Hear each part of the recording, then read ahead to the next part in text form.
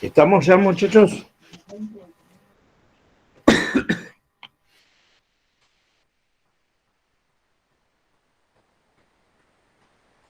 ¿Estamos?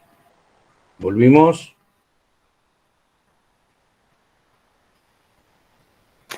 Sí. Ok. Bueno, ahí voy acomodando mientras se van enganchando los chicos que vuelven de esta pausita. El videito del ciclo Brighton, para que les quede un poquito más. Pero siempre acá en lo que es los videos se ve un poco mejor, porque tiene animación y esas cosas. Posiblemente lo corte porque por ahí hay cosas que a ustedes no les interesa para el curso, pero después si les interesa en lo personal, lo buscan, explicación del ciclo Brighton y les aparece. Yo todo lo que pongo es de YouTube porque otra cosa no sé manejar, así que lo mío es sencillo. ¿Estamos? ¿Le doy arranque? Sí.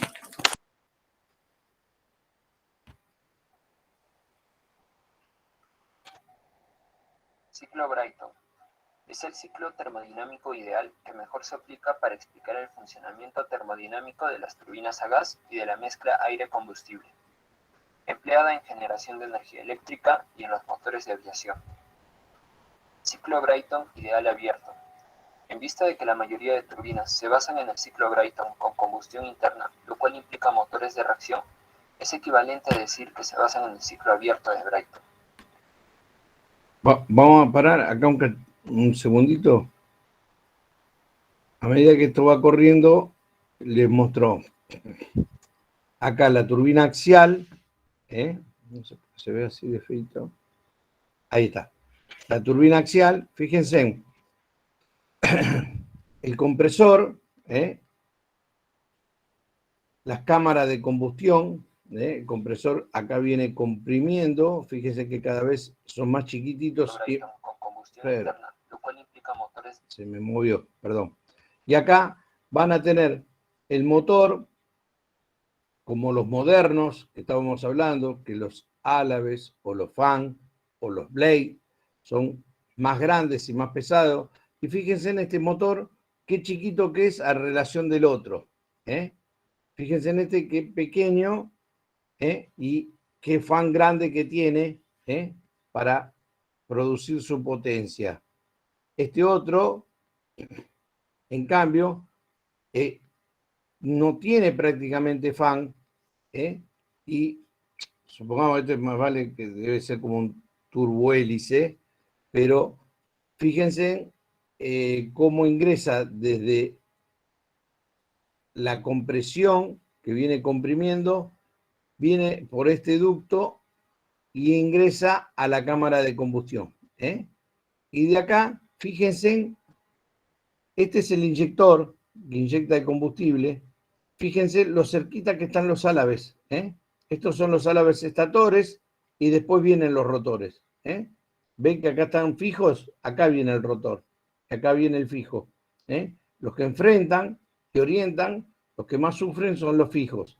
Pero si nuestro flujo de aire es deficiente, lo que vamos a obtener también es deficiencia dentro de la cámara y esta llama se va a alargar y va a empezar a lastimar estos álabes. Esta es una cámara canalular. Para que ustedes la vean, ven cómo es. Ahora le vamos a dejar que siga corriendo. Se basan en el ciclo Brighton con combustión interna, motores de reacción. Es equivalente a decir que se basan en el ciclo abierto de Brighton.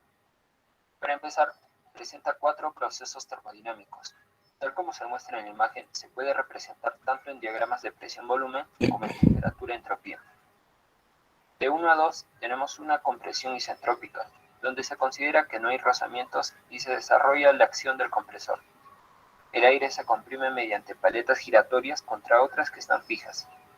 Este proceso es tan rápido que prácticamente no hay intercambio de calor, con lo que el aire que sale del compresor aumenta su presión y temperatura. De 2 a 3, un calentamiento isobárico, donde se produce una reacción química entre el aire con gas propano o combustible pulverizado que se introduce por los inyectores de la cámara de combustión. De 3 a 4, una expansión isoentrópica, donde el aire se expande verticalmente sin intercambiar calor. Puede funcionar con una turbina sobre un solo eje, también con 2 ejes que contiene la turbina del generador de gas más una turbina libre. Y por último, una turbina del generador de gas más una tobera propulsiva, la cual vemos en los turborreactores. Y por último, de 4 a 1, un enfriamiento isobárico. Al ser este un proceso abierto de enfriamiento, se desarrolla fuera del sistema, teniendo lugar directamente en la atmósfera. El ciclo de Brayton describe el comportamiento ideal de un motor de turbina de gas como los utilizados en las aeronaves. Las etapas del proceso son las siguientes. Ahí vemos un motor y al costado vemos un dibujo del motor interno. La flecha azul nos indica la admisión, cómo va entrando.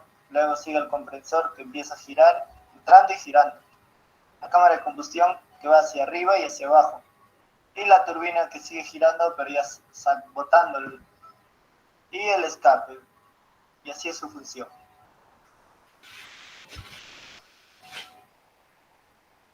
El ciclo cerrado de Brayton es un ciclo cerrado en el medio de trabajo. Por ejemplo, el helio recircula en el circuito y el gas expulsado de la turbina y se reintroduce en el compresor.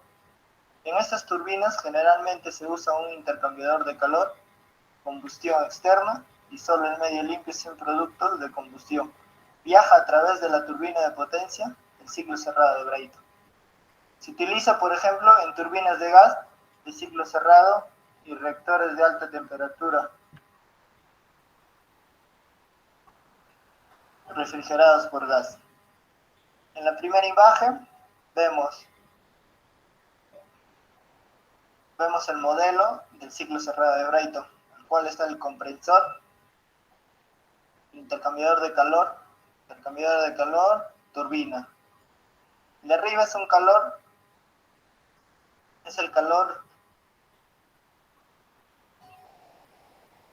calor entrante y el de abajo es el calor saliente. La turbina está hacia atrás, que bota un peso neto y una fuerza neta y una fuerza interna. Bueno, para pasarlo limpio, el compresor, arriba el intercambiador de calor, que es cuando nosotros producimos el salto de chispa en nuestras cámaras de combustión, la turbina, y cierra intercambiador de calor cuando lo expulsa hacia afuera. Por eso yo le dije que medianamente lo iba a cortar, porque por ahí empieza a meterse en campos que a ustedes no los va a ayudar, pero básicamente con la parte principal que vimos, ven lo que está en el apunte o cómo está en el apunte para que ustedes lo puedan interpretar mejor. Así que volvamos al apunte. Las nociones básicas y la operación sobre el funcionamiento de Brayton. Se denominan motores de reacción a las máquinas térmicas que forman la energía de los propulsantes, combustible y aire atmosférico, en energía cinética del chorro de gas que las atraviesa. Y este es precisamente su principio básico de funcionamiento, como lo vimos en el diagrama y en el video. La parte mecánica, que estudia la relación entre las fuerzas y los movimientos que provocan, se denomina dinámica, y que se basa en los 3 principios fundamentales que fueron enunciados por Isaac Newton. Principio de inercia, la primera ley de Newton: para modificar el estado de reposo o movimiento de un cuerpo, partícula o grupo de partículas, es necesario aplicarle una fuerza. O sea que si yo tengo una botella apoyada sobre la mesa, esta va a estar en reposo. ¿Y cuándo se va a mover o cuándo va a modificar? Cuando yo le aplique una fuerza, o le pongo un dedo y la mueva, o la saque, o la corra. Si no, La ley de Newton, la primera, dice que si un cuerpo está en reposo, va a seguir estando en reposo hasta que se le aplique una fuerza y deje de estarlo. El principio de proporcionalidad entre las fuerzas acelerantes, la segunda ley de Newton, dice que la fuerza que actúa sobre un cuerpo, partícula o grupo de partículas, es igual a su masa multiplicada por su aceleración, que también se conoce con el principio de igualdad entre la fuerza que actúa y la variación de cantidad de movimiento con respecto al tiempo que produce. Y la tercera ley de Newton dice que en el principio de acción y reacción, a toda fuerza se opone otra igual y de sentido contrario. Cuando un cuerpo, partícula o grupo de partículas interactúa o interacciona con otro cuerpo, partícula o grupo de partículas, la fuerza que ejerce el primero sobre el segundo es igual y de sentido opuesto a la que ejerce sobre el primero. Yo creo que esto se entiende y no hay mucho que objetar ni mucho que preguntar tampoco. En realidad, nos estamos refiriendo a los motores de reacción no autónomos, es decir, de los que precisan el aire atmosférico, oxidante o comburente del ambiente en que operan para reaccionar químicamente con el combustible que el mismo transporta. Este es el tipo de motor de reacción que se usa en aviación y al que todo lo sucesivo lo vamos a referir, si bien debemos hacer notar que existe otro tipo de motor de reacción, que estos son los autónomos, aquellos con los que los motores cohete no necesitan tomar ningún elemento del ambiente en que operan para realizar la reacción química que los propulsa para transportar con ellos mismo todo lo necesario. En aviación se usan motores no autónomos, aunque existen motores de reacción no autónomos de otro tipo, estratorreactores o pulsorreactores. En aviación casi exclusivamente se usan los turborreactores, que son los motores que comprimen el aire que admite mediante un turbocompresor. Todo cuanto veamos a continuación se referirá a los turborreactores, aunque los llamemos motores de reacción. La forma que se produce el funcionamiento de un motor a reacción es el aire que incide en la entrada del motor se comprime debido a su velocidad y a la forma divergente de él. En el conducto de admisión de entrada, el motor antes de entrar en el compresor. Entonces, la masa de aire entra en el conducto de admisión o en la boca de entrada antes de que el motor lo empiece a comprimir. El compresor es movido a través del eje interno por la turbina mediante el suministro de trabajo. Él eleva considerablemente la presión del aire que había entrado en él. El aire comprimido es decelerado convenientemente al pasar por el difusor de la precámara antes de ser introducido en la cámara de combustión, donde mezclado convenientemente con el combustible que es inyectado en ella, hace arder a este a una presión prácticamente constante, pero elevando enormemente la temperatura de los gases resultante por el calor generado durante la combustión. Los gases de la combustión a una elevada presión y temperatura se hacen pasar por la turbina, donde parcialmente se expansionan, extrayéndole así el trabajo necesario para mover compresor o los accesorios de motor y avión conectados mecánicamente en el motor y, en su caso, la hélice o eje de potencia conectados al mismo.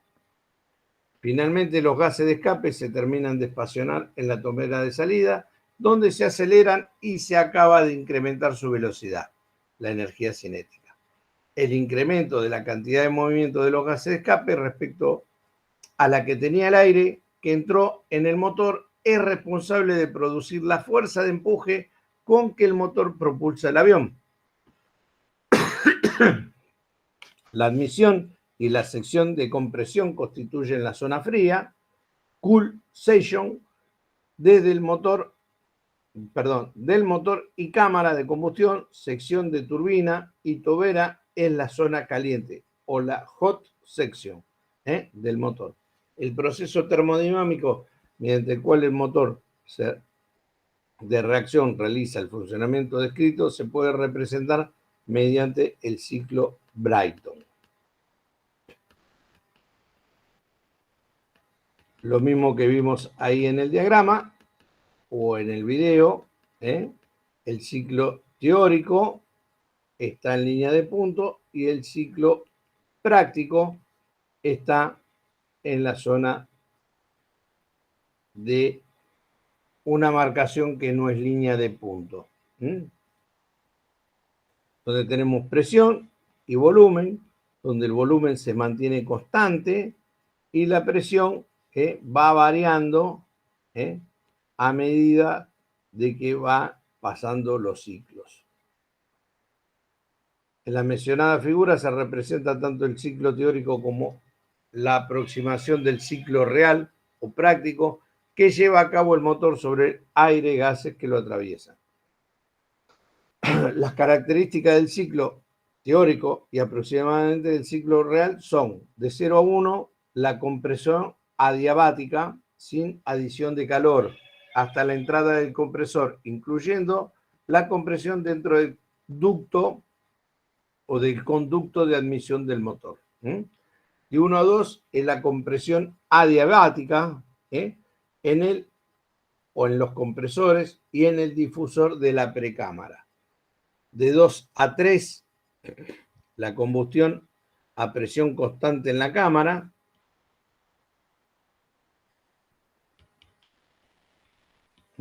De 2 a 3, la presión constante en la cámara.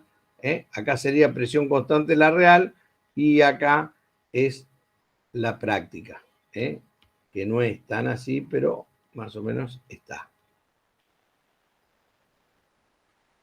De 3 a 4 la expansión adiabática en la sección de la turbina, de 4 a 5 la presión adiabática, la expansión adiabática final en la tobera de salida, y de 5 a 0 de vuelta, estaríamos acá, exclusivamente ideal y a efecto de completar el ciclo significa que los gases de escape se han devuelto a la atmósfera y por tanto su presión será la atmosférica. Hasta acá lo entienden, comprenden cómo es el ciclo. Es parecido al otro, nada más que es diferente por ser el hecho de ser una turbina. Pero ustedes vieron cuando les mostré la turbina que tiene la parte de admisión, compresión, la combustión y el escape. ¿Se entiende?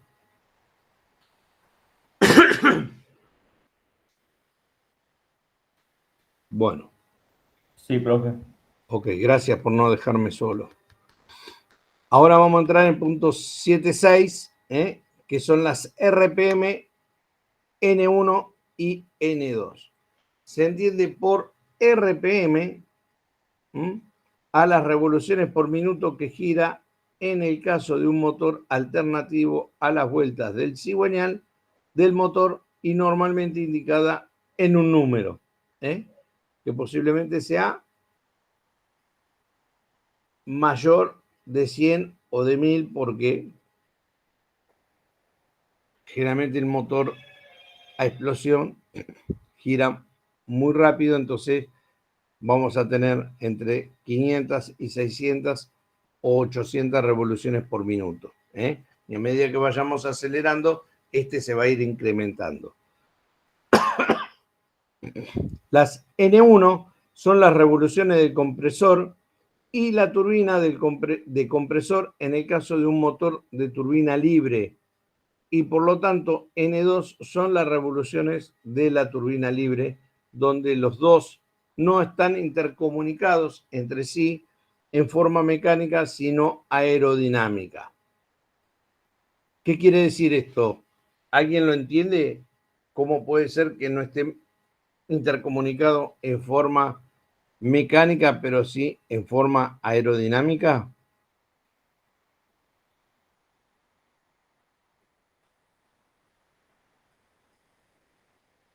Yo sí entiendo, sí. ¿Sí? Bueno, ¿qué quiere decir? Es fácil. Que uno lo arrastra al otro, pero que no están unidos mecánicamente.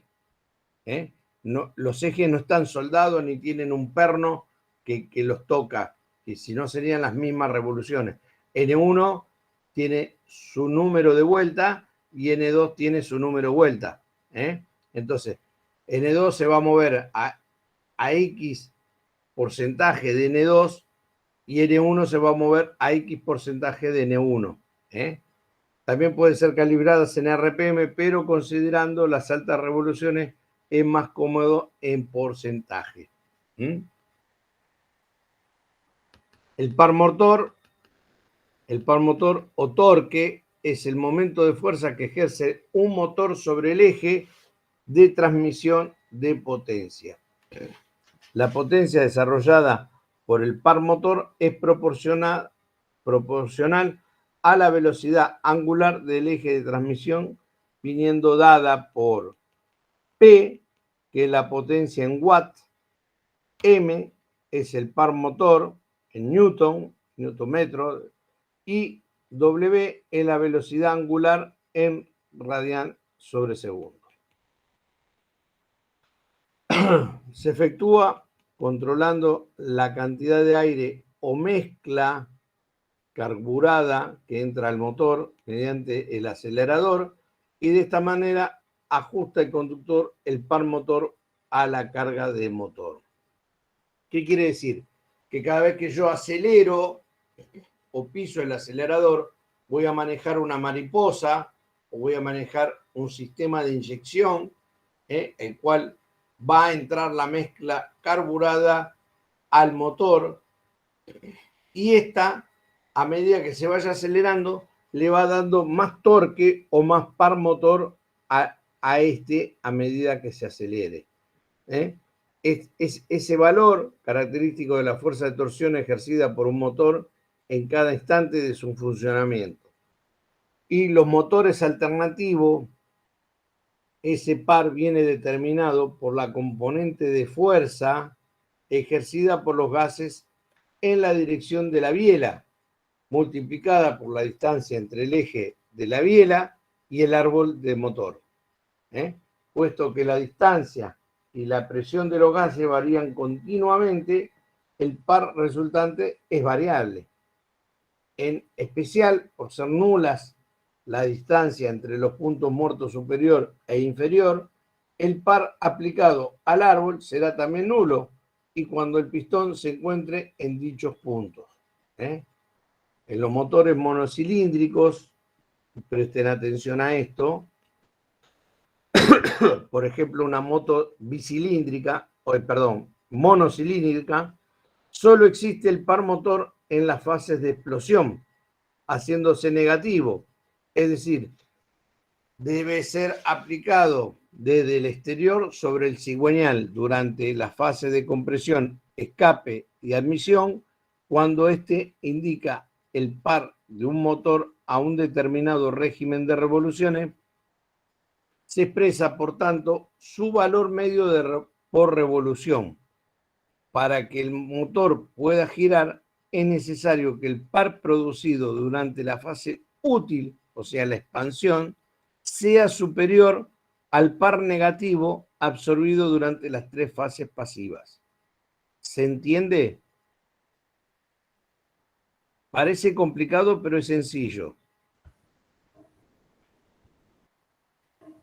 Sí, sí. O sea, que cuando hace la expansión, al ser monocilíndrico, esa expansión que hace para abajo tiene que ser mayor que las otras tres fases que tiene: la admisión, la compresión y el escape. Porque si no, nuestro motor no podría girar permanentemente. ¿Se entiende? El par medio para un determinado régimen de revoluciones indica directamente cuál es la presión ejercida por la combustión en aquel instante. En efecto, y puesto que el brazo de la manivela o de la biela es de longitud fija y el par será siempre proporcional a la presión de los gases. Por tanto, al aumentar a medida que se aprieta el acelerador, se alcanzará el par máximo cuando la combustión y el llenado sean los mejores. El hecho de que el par dependa de la presión ejercida de cada explosión confirma que el par motor es independiente de la velocidad de rotación del motor. Sin embargo, es lógico que, pudiendo disponer de un par determinado, se podrá realizar mayor trabajo durante la unidad de tiempo, aumento de la velocidad del motor y, en efecto, el producto del par por el número de revoluciones representa la potencia. El producto del par por el número de revoluciones representa la potencia. Por tanto, para aumentar la potencia de un motor se podrá aumentar el par. Por ejemplo, aumentando la cilindrada o la relación de compresión o el número de revoluciones. Por ejemplo, variado el diagrama de distribución. También es posible dejar inalterada la potencia aumentando el par y disminuyendo proporcionalmente la velocidad de rotación o viceversa, lo cual puede conseguirse con el cambio de velocidades. Yo a medida que cambio las velocidades voy ajustando el par motor que yo necesito para ese momento. Yo, por ejemplo, al poner primera, voy a tener un buen par motor para mover mi vehículo, sacarlo y romper la inercia de estar quieto, pero no voy a tener velocidad. Ahora, cuando yo le aplique la segunda, voy a tener un poco más de velocidad, pero menos fuerza. Al aplicarle la tercera velocidad, voy a tener un poco más de velocidad que en la segunda, pero menos fuerza. Y así sucesivamente la cantidad de marchas que tenga.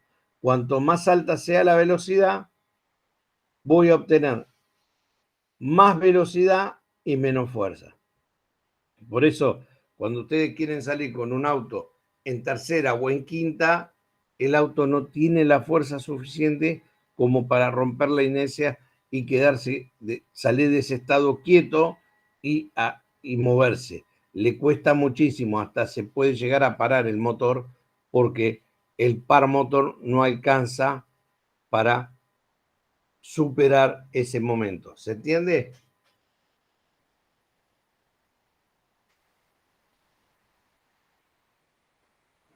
Sí, sí. Sí, sí. Sí, profe. Bueno, ok, ahí vamos a ver.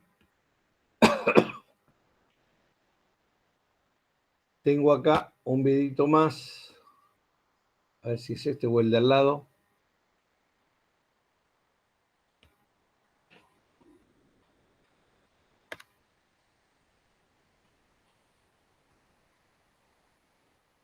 Que les quería mostrar cómo trabaja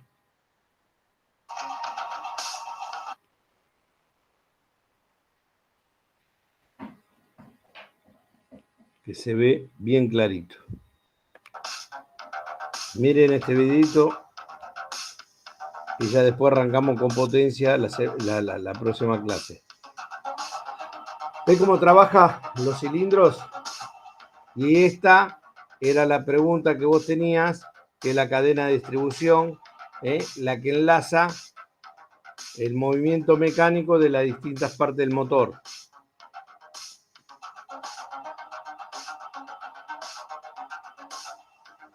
No sé quién era el que tenía la duda, pero le busqué para que puedan ver. Y van a ver este videito, está lindo cómo trabaja, cómo se ve el corte del motor y el llenado de los distintos cilindros. Ahí está la correa de distribución. Acá está la correa de distribución en forma simple, que mueve a través del cigüeñal, y a medida que el cigüeñal le va marcando el punto muerto superior, va moviendo los dos, en este caso los dos árboles de leva que manejan las válvulas de admisión y de escape. En este caso tiene dos árboles de leva. ¿Se entiende? No sé quién era el que había hecho la pregunta, pero no sé si está ahora y lo puede apreciar.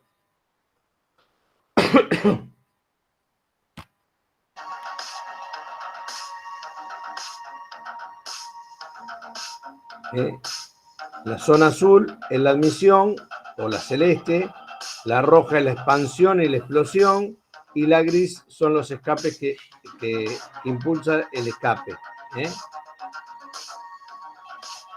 Ahí está trabajando los pistones con el contrapeso del cigüeñal. Ahí están las válvulas cargadas al resorte, las levas. En este caso se mueven juntas las levas porque es un árbol es un motor con doble válvula de árbol de leva a la cabeza. Tiene dos de escape y dos de admisión para un mejor llenado.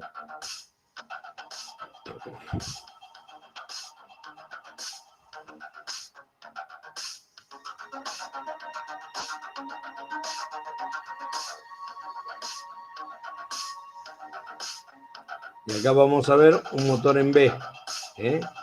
Cómo está trabajando.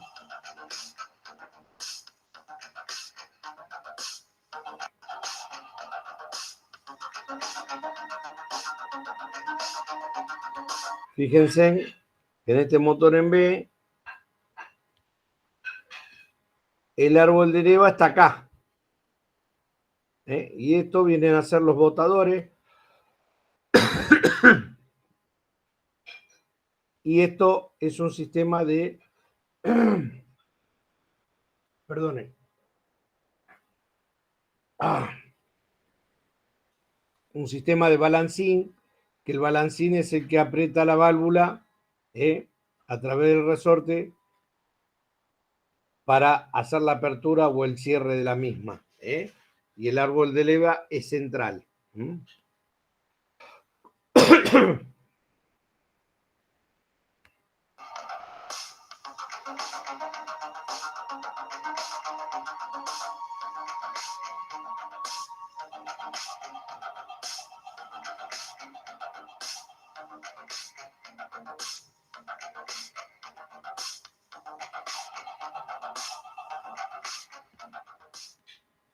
Bueno. Arranqué de vuelta, perdón. ¿Entendieron cómo funciona? Sí, sí. Sí, profe. Ok, quedó más o menos claro, ¿no? Ahora que lo Sí. pudieron ver ahí en corte y cómo suben y bajan los pistones y cómo trabaja la biela. Bueno, lo que le preguntaba, que no sé quién era el que había preguntado si algo se podía doblar o algo por el estilo. Imagínate que si esa correa o esa cadena se corta o salta un diente, se desincroniza todo el motor, y las piezas que deberían bajar en el momento que tienen que bajar no lo hacen y bajan en un momento que no lo deberían hacer, entonces se daña el motor. Puede ser un daño del cilindro, un daño del pistón, un daño de la válvula o de la biela. ¿Ok? Sí, sí. Yo había preguntado antes. Ok. Bueno, más o menos si te quedó en claro y quedó más o menos respondida, la busqué para que lo puedan apreciar. ¿A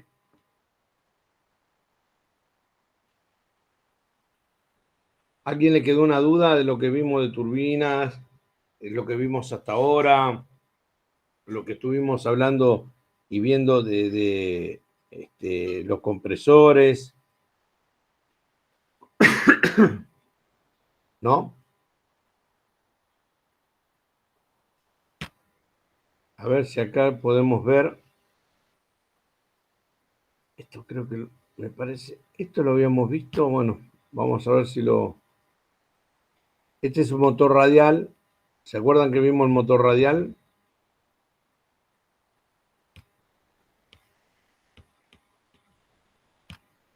Busqué este video para que vean cómo trabaja un motor radial.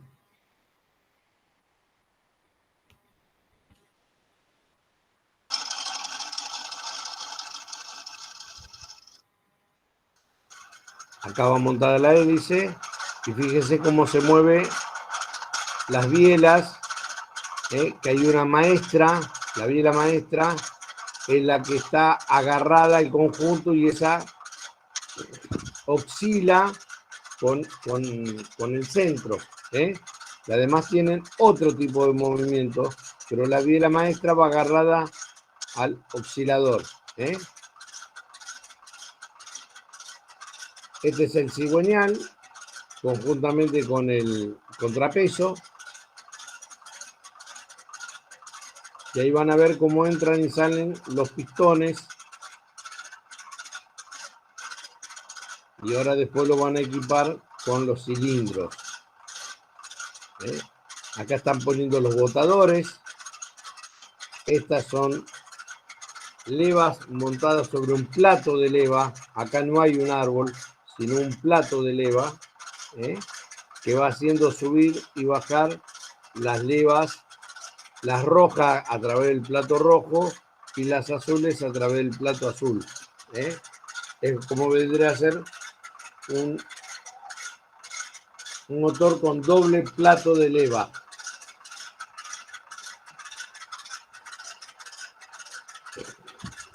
Y la relación es 6:1.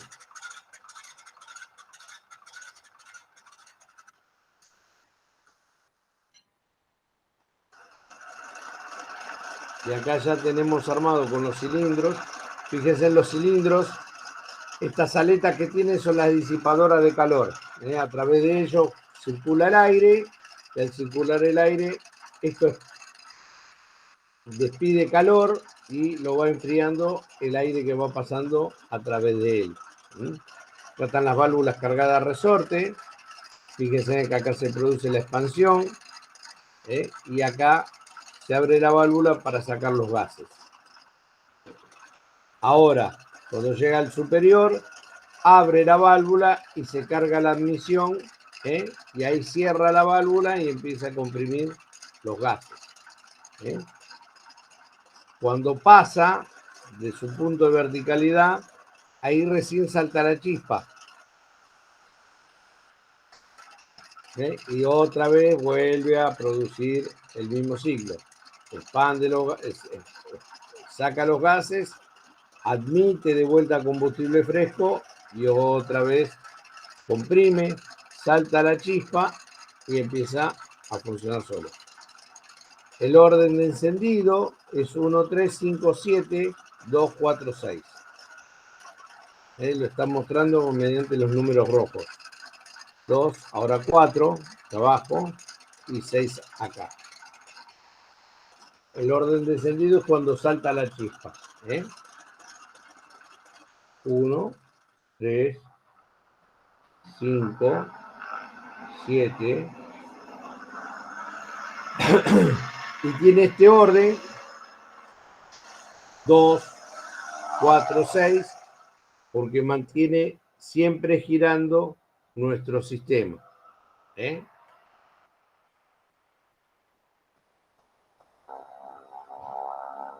Estas son las válvulas, la salida de escape.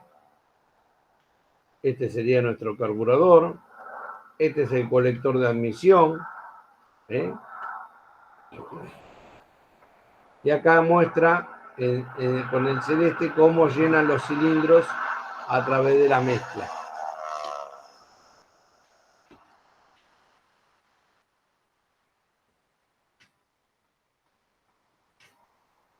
Ahí muestra cómo se lubrica, los cojinetes, las bielas, el cigüeñal, los pistones. Ahí está mostrando los pistones. Las bujías, en este caso tiene 2. Conjunto de engranajes. Esta es la caja de engranajes. Este es el piñón del cigüeñal, el piñón del motor o la bancada, de los magnetos, de las bombas de aceite. el piñón de generador. Entonces esto va montado y mueve los distintos sistemas para lo que necesite nuestro motor o nuestro avión. Y acá quedaría la vista general del motor.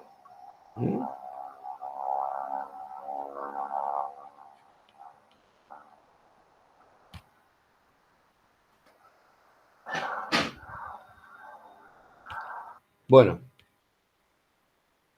¿a alguno le quedó una duda para hacer algún repaso o algo por el estilo? No, profe. Yo no Ok. tengo ninguna duda. Ok, perfecto. Creo que los videos están bastante piolas, se abocan a lo que viene en el apunte y son bastante más demostrativos, cosas que con palabras muchas veces no se pueden explicar y se ve mucho más claro en un videíto. ¿Ok? Sí, la verdad que son bastante educativos los videos, están buenos. Me cuesta encontrarlos, pero bueno, porque hay de todo tipo de videos y hay muchos videos que por ahí no se apegan mucho a lo que es el apunte. Entonces tengo que buscar más o menos el más parecido o el más específico al apunte para que no se vaya de contexto, ¿no? Y ustedes cuando vean el apunte se acuerden del video y les sea más fácil repasar. Bueno, si no tenemos más duda, está todo bien, estamos todo bárbaro. Nos vemos la semana que viene, ¿les parece? Ok, Luis, dale. Ok, profe. Les Bueno, mando un abrazo grande, tengan un buen fin de semana largo, pásenla bien y bueno, anoten si les queda alguna duda o algo y la clase que viene la vemos. ok. Buen fin de... Un abrazo grande, buen fin de semana y nos estamos viendo. Chao, profe, buen fin de... ¿Cómo? Buen fin de. Bueno, Abrazo. gracias, abrazo para todos.